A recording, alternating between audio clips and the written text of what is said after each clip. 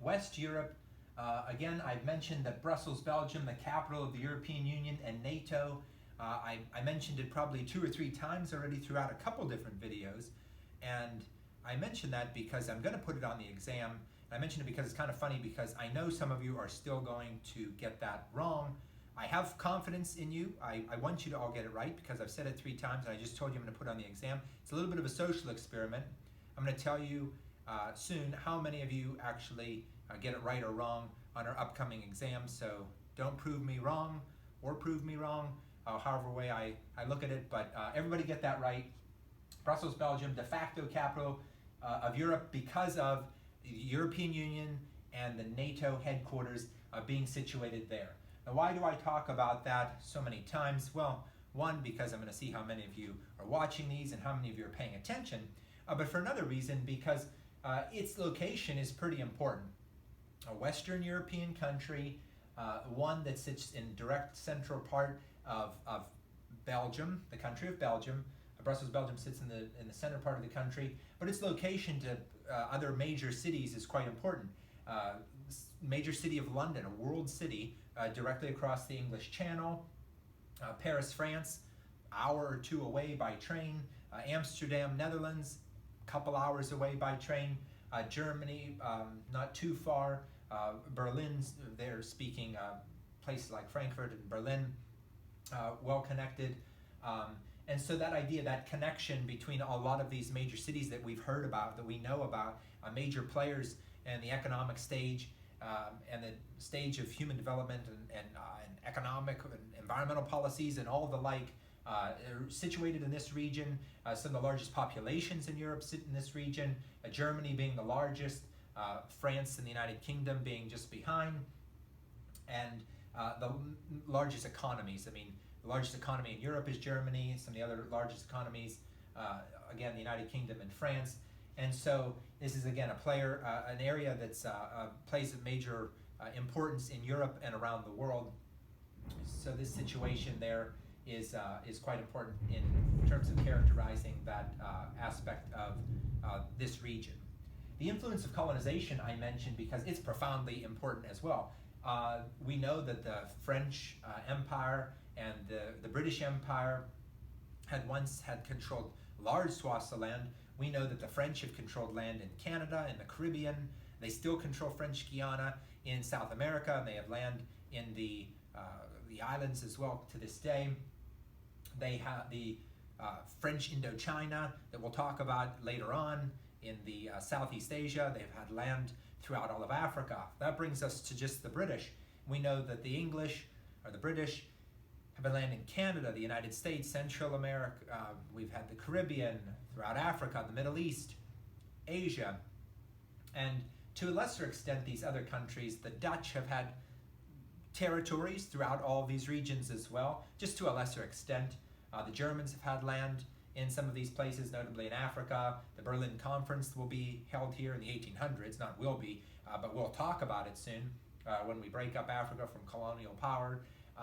And then we talk about Belgium. Belgium controlled the Belgian Congo, formerly the Belgian Congo, then Zaire, then Democratic Republic of the Congo, and an area that's many, many times larger than the size of Belgium itself. But I mentioned the influence of colonization because that still has some relative importance. A city, Antwerpen, Belgium, a large percentage of the world's diamonds still come through this area, and again, because of its ties to Africa. Again, also Belgium known for its chocolates, lace and beer and other things, but again, known for its chocolate. Again, has history, historical ties and history to its influence in colonies in Africa. And so these colonial ties still important to this day, worth mentioning because I put it on the slide. Now, France has the largest agricultural output of the entire European Union. France and Italy compete for wine production and grape output, but France largest agricultural output for that of the EU, but only, again, a fraction of its actual economy. UK set to leave the European Union. We talked about this. They're negotiating that as we speak, maybe not at this exact moment, but negotiating that process. working their way through when to leave, how to leave, to what extent, and again, working its way out through a vote that came just a short time ago. Brexit protesters seen here in England. Many of these folks here vote to leave Brexit now, leave the EU. Older population, it looks like here. And that's exactly what's worth talking about, is there were stark differences in who voted which way or the other. A lot of people that voted leave tended to be older. A lot of people that voted stay tended to be younger. Maybe perhaps were located more in a city. There are other factors that went into, I mean, this vote broke down. It was a narrow vote. It shook up the pollsters that thought it was going to go a different direction, maintain the status quo. But some young people that have an inclination to believe that the connection between the exchange of ideas and trade and funding for science or for whatever purpose would have been a better idea for them to stay, voted that particular way. A lot of these pro-British nationalist groups, that this idea that they lost some of their power and their autonomy over themselves, of course voted to leave and become Britain again. And so that was the breakdown of that vote some time ago. Belgian chocolates I include because they're delicious, of course, but again, because that connection, they're known for this at a world stage, and again, that connection with the colonies. Also in Belgium, the Belgian military watching over the streets of Brussels, Belgium. I mentioned that one of the most notable terror cells in all of Europe, St. John Molenbeek, there in Brussels, Belgium, having ties to terrorist attacks that have happened in 2004 in Madrid, in 2015 in Paris, 2016 in Brussels, 2014 incident, so different incidences, but again, this is because of, we could talk about a variety of different factors of why it's happening. Joblessness is high, radicalization due to alienation that's taken place in some of these countries, and the like. And lastly, lavender field in Provence, France, again, a region that is notable for some of its agricultural outputs in that of France. Next brings us to South Europe, home of once the Roman and Greek empires, Roman Empire coming from that of its capital Rome in Italy, and the Greek Empire from that of, you guessed it, Greece. From there, I guess we would talk about this idea of democracy and this civilization as we know it today, stemming from there, borrowed principles from science and technology, democracy, mathematics and things, are coming from these early empires and spreading through there. Economic inequality in all of Europe this is the most profound differences in where you have regions, for instance, North Italy, that's very well connected with that of its affluent neighbors of France and Switzerland and Austria. Up here in this part of Italy, you have cities like Milan and Florence. And Milan is a fashion capital of Italy, one of the fashion capitals of Europe. Giorgio Armani, you have Ferraris produced up here, and relatively speaking, a high-producing economic region. Followed that by the rural, poorer areas of southern Italy, and you have some very stark differences. This is taking place in Greece. It happens in Portugal and Spain and different parts as well, where you have these mega, large, successful cities because of the economic integration and policies and economic capitals, if you will, followed by large rural areas that were left behind, just like other parts of the world are left behind when you move from manufacturing and industrialization, like we see in different parts of the United States, like in our Rust Belt. And there are separatist movements that are taking place in parts of Spain that would be relatively noteworthy, but again, the way it stands, that income inequality is sort of the largest distinction between some of these countries from that of their counterparts of West Europe and Central Europe and North Europe for sure. I don't know if it'd be right to call it a Catholic belt, because there's obviously quite a few religions at play throughout Europe, but greater propensity of Catholicism here in South Europe. The Vatican City is an independent country that's in Rome, Italy. It's the headquarters of the Roman Catholic Church, so of course be greater likelihood of Catholicism to be taking place in this region. and sort of the headquarters, again, if you will, of the Roman Catholic Church of the world. And so that has a little bit of influence, less and less of an influence than what was happening historically. As I mentioned, in Central South America, a lot of the world's Catholics now existing outside of Europe, and so that European influence of Catholicism and religion in general has certainly waned. Immigration, lastly, a topic on South Europe, would be the discussion of immigration coming from Africa and the Middle East. You can know from the Syrian conflict, the Syrian war that's been taking place for years. You can imagine that they can take ways by boat and by land, walking their way through Turkey and rafting their way across into Greece or Italy. Obviously, riding across the Mediterranean on rafts in different areas be quite dangerous. But again, when immigrants, migrants, asylum seekers arrive in Europe, most of them are arriving in this region first and either staying or working their way up into West or Central Europe or other parts of Europe like North Europe as well. But this is sort of the basis or the beginning entrance area for migrants from around the region into our subregion of South Europe. Ooh. So a picture here of Greece, an Italian vineyard, just a generic Italian vineyard, but you can see that some of the similarities within Mediterranean lifestyle, agriculture, its inclusion to be near the sea would be for a variety of purposes, for tourism, for its lifestyle. Mediterranean is known for its Mediterranean diet, its Mediterranean lifestyle because of that climate, and its being friendly to be able to spend time outdoors and have a different kind of lifestyle than they would see in other parts of the world. Of course, we know that the Mediterranean Sea is quite polluted based on human-environment interaction.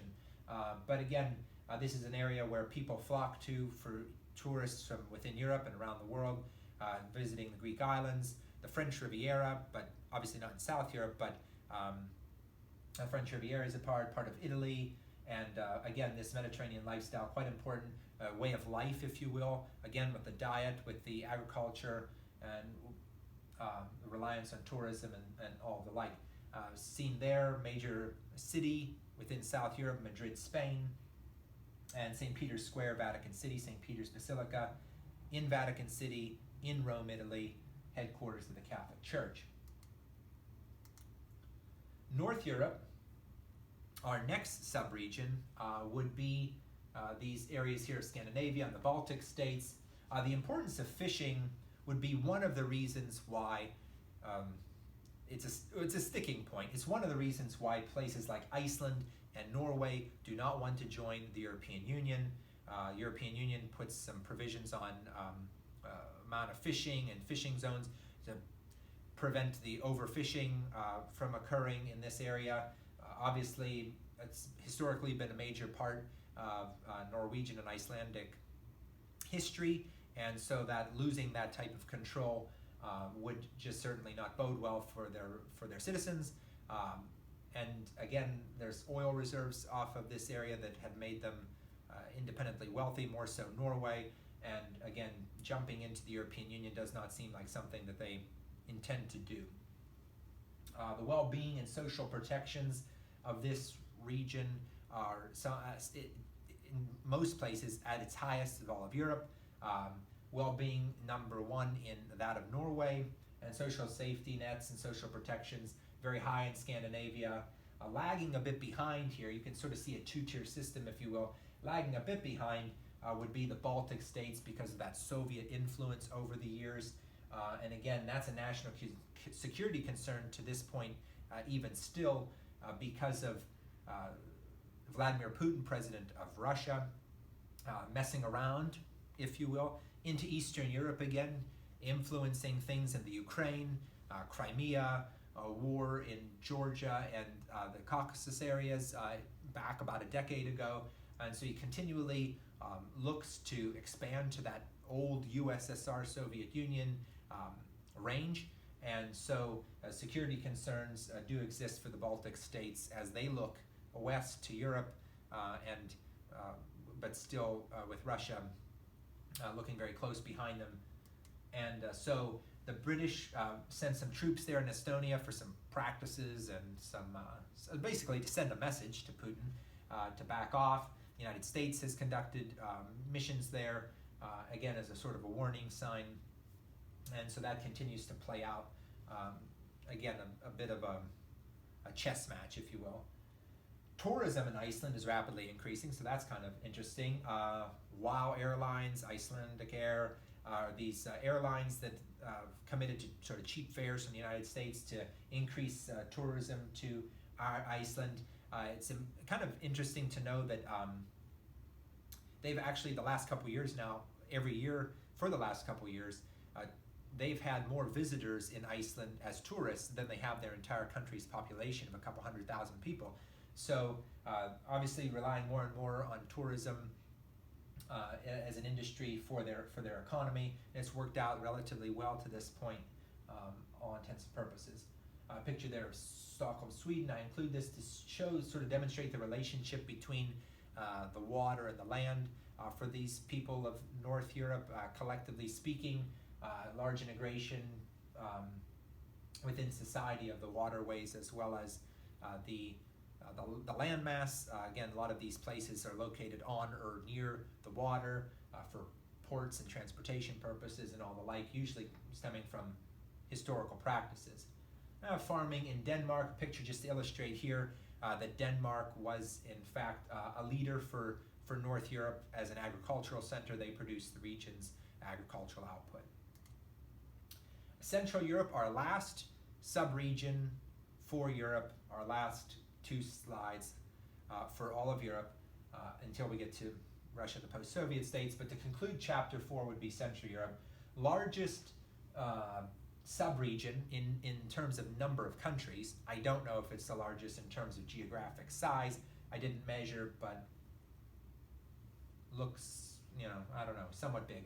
But a lot of countries here. We can see that the Warsaw Pact, some of these countries like the former Czechoslovakia, now the Czech Republic and Slovakia, two independent countries as of 1993, Poland, Hungary, Romania and Bulgaria, and then the former Yugoslavia, and that's somewhat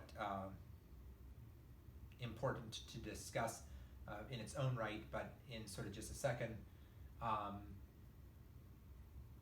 But what we'll see is the legacies of communism exist. These countries now are increasingly moving to look toward the European Union as a haven for,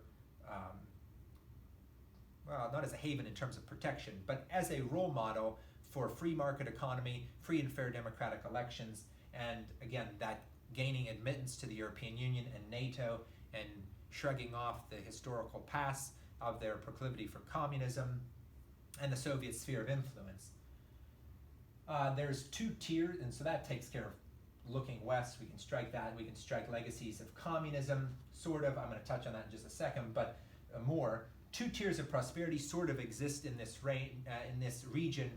Countries that are more closer aligned to we're in Central Europe, in Western Europe or North Europe, or are definitely more economically well off, more economically stable than that of the second tier, and that's because of the Yugoslav wars. But again, I'm sort of bouncing all over the place. I don't want to be too erratic in terms of my lecture. So first, to think about it, countries like Poland, the Czech Republic, Slovakia, and Hungary, for the most part, we'll say maybe Romania and Bulgaria, but we're going to say just those for now, are certainly in a different economic tier than that of the former Yugoslavia. It's a variety of differences, but at one point, again, these are countries that have shared borders with countries like Austria, Germany, and again, Czechoslovakia was once form of the Austria-Hungarian Empire. Close relationship with Poland, a large country. Germany, of course, European largest economy, and even the country capitals of Bratislava, Slovakia, and Vienna, Austria, part of West Europe, are just miles apart. And so this has left them to be more economically developed and more inclined to join what we would envision as a Central Europe rather than an Eastern Europe. as what we would see with Yugoslavia. Now, Yugoslavia was once an entire territory that broke away into many different nation states. We call this the Balkanization because of the Balkan Peninsula, the Balkan Mountains, the Balkan states. And so that's how this idea, if something were to break up into smaller places, we call this Balkanization because it comes from here. And these are nation states that are, distinct ethnic or religious groups that take place here in countries like Slovenia, Croatia, Bosnia, Herzegovina, Serbia, Montenegro, Kosovo, Macedonia, and Albania. Yay, I could name them all. But those are a variety of small countries that have just taken form over the last few decades, coming from the Yugoslav wars out of Yugoslavia, which did produce a more recent example of genocide. We know in the Bosnian wars, most notably the massacre or the incident of Srebrenica, where 8,000 people were killed, ethnically cleansed, which sparked a global reaction and eventually led to the Dayton Accord in Dayton, Ohio, United States, when the Clinton administration and the global world eventually got involved after the fact. But again, it promoted Serbian nationalism through the military. Slobodan Milosevic eventually goes down for war crimes. He dies in The Hague, which is the world headquarters of the World Courts in the Netherlands. But again, I bring this up because it's had a profound impact on this region, specifically in the former Yugoslavia. How can a region certainly advance in its infrastructure, in its planning, in its development, in its environmental protocols and things like that when it's still dealing with war, even in the 1990s? This is happening in the 1990s. Perhaps some of you are alive. I was alive. And it's happening in the 1990s where thousands of people are still dying simply because of their ethnicity or their religion. And this is happening in Europe. And so again, it's a very cautious tale that the rhetoric of politicians and their actions certainly mean something. And they're certainly very important, because if we think that this is a distant past, even in Europe, we'd certainly be mistaken. This continues to occur in different places around the world, in the underdeveloped world, the developing world, and the developed world. And so it's important to understand the past of Yugoslavia, ethnic Albanians, the Serbs, the Croats, the Bosniaks, of course, and the different religions that are in play, with Orthodoxy and Islam as well as minorities of Catholicism. And again, important to know why this region lags behind the rest of Europe because of this. Again, it was a socialist state under Yugoslavia, terrible leadership, and then war, which has allowed it to finally advance to be the area that it is today, which is looking west. Of course, these are pictures. Some of them only include one from that sort of region. Spiši Vlahi, a small community in Slovakia. You can imagine this to be a relatively small town, and that it is.